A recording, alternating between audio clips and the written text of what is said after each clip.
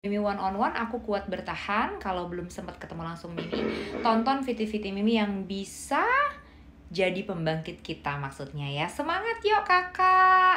Oke, thank you.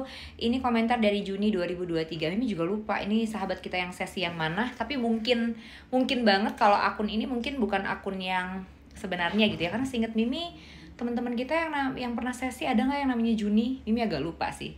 But anyway, thank you ya Jun. I hope dari sharing langsung bareng sama Mimi, ketemuan kita one on one langsung sama kita, akhirnya yes bisa memberikan Juni ketenangan jiwa dan bisa kembali merasakan bahagia setelah diterpa badai ujian suami berselingkuh ya. Ini adalah ujian yang boleh dikatakan levelnya salah satu level ujian dalam rumah tangga paling dewa untuk seorang istri ya, begitu mengetahui suami selingkuh. Makanya wajar, karena ini termasuk salah satu ujian paling dewa buat kita para istri, makanya wajar kalau tingkat kehancuran dan kedalaman dari rasa sakit dan penderitaan yang kita rasain itu jelas sangat luar biasa dan sulit, tidak mudah untuk dipulihkan. Apalagi kalau misalnya teman-teman memutuskan atau memilih untuk gue mau ikutin aja deh emosi yang ada dalam diri gue mau ikutin aja rasa sakit yang menyelimuti diri gue gitu. Artinya tidak berusaha mencari bantuan gitu, atau tidak berusaha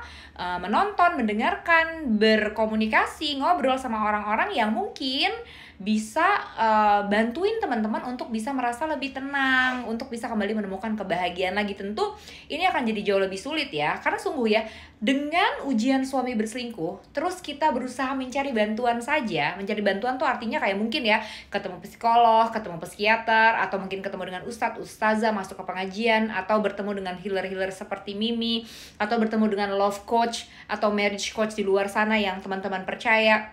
Dengan bertemu bantuan seperti itu saja untuk menghadapi ujian suami selingkuh, apalagi misal level selingkuhnya ini bukan cuma sekedar chatting-chatting atau telepon-teleponan atau cuma sering jalan doang ya, tapi misal level perselingkuhan itu sudah sangat serius. Kita merasa suami kok kayaknya sudah jatuh hati, sudah pakai hati sama dia, sampai-sampai yes dia minta maaf, yes dia mau kembali sama kita, tapi yes dia memutuskan perempuan itu, dia meninggalkan perempuan itu, tapi kondisinya sehari-hari seperti orang yang galau berat.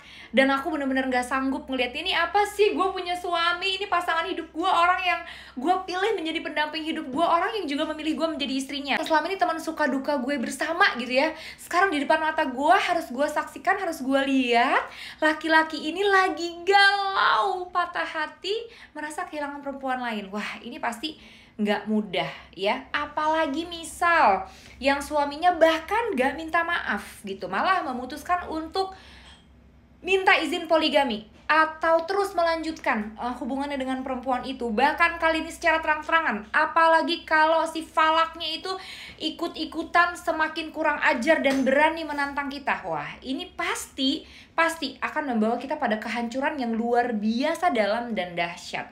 Sehingga wajar kalau rasa sulit tenang dan rasa sulit merasa bahagia lagi, bahkan merasa insecure, tidak percaya diri, merasa rendah diri ya, merasa kayaknya hidup ini udah gak ada semangat, putus asa, gak bisa ngapa-ngapain.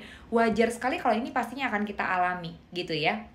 Tadi Mimi bilang, bahkan setelah kita serius gitu ya mencari pertolongan saja, belum tentu kita bisa langsung sembuh, belum tentu kita bisa langsung pulih, belum tentu kita bisa kembali langsung tenang lagi, langsung bahagia lagi. Apalagi yang tidak melakukan apa-apa, apalagi yang mungkin hanya memutuskan untuk gue mau ngikutin aja rasanya kayak gimana, kalau pokoknya hanya mengalir seperti air gitu ya.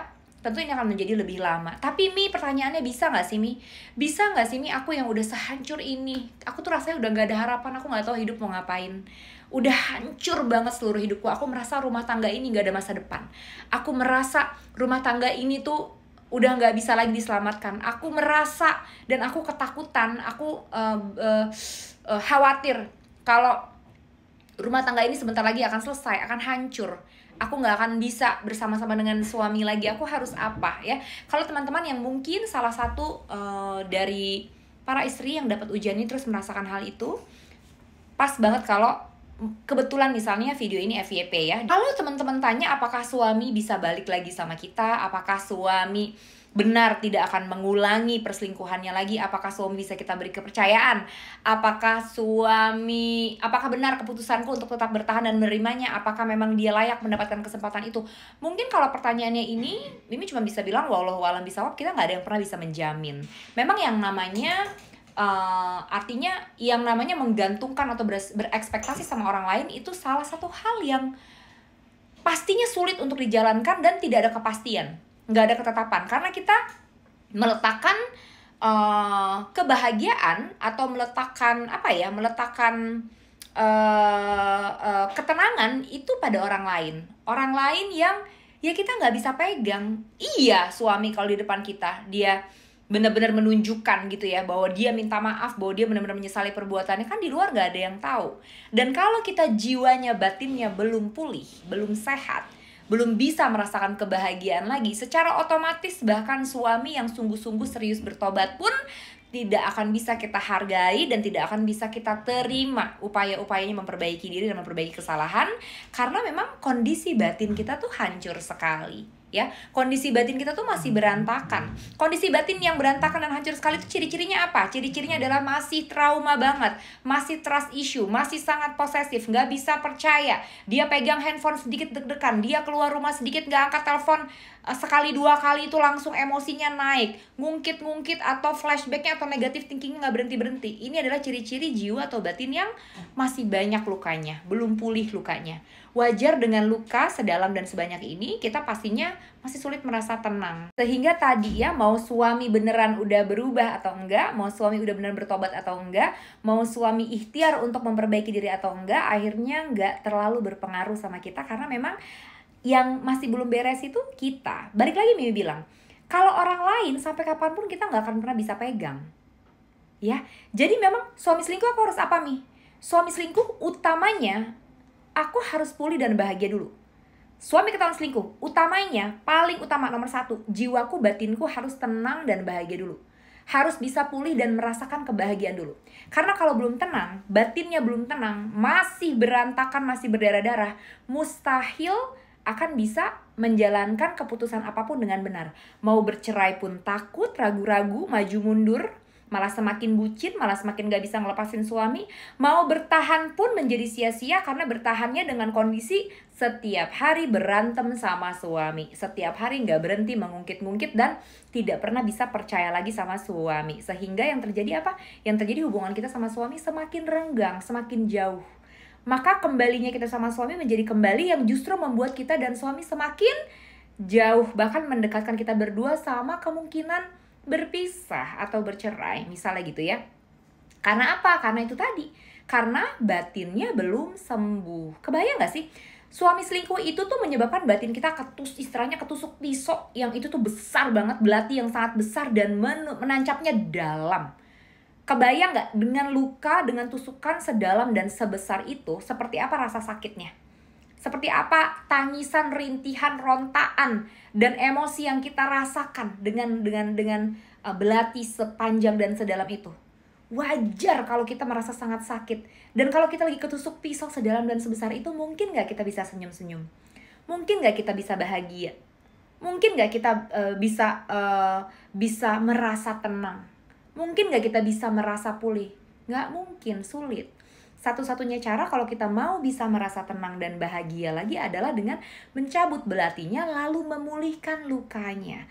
Kalau lukanya sudah pulih, secara otomatis pasti kita akan senyum sendiri, gak dipaksa, gak disuruh-suruh senyum, gak disuruh-suruh tenang, gak disuruh-suruh bahagia. Di sesi one-on-one sama Mimi, sebetulnya hal ini, terapi jiwa, supaya jiwa kita bisa kembali pulih, bahagia, self-love.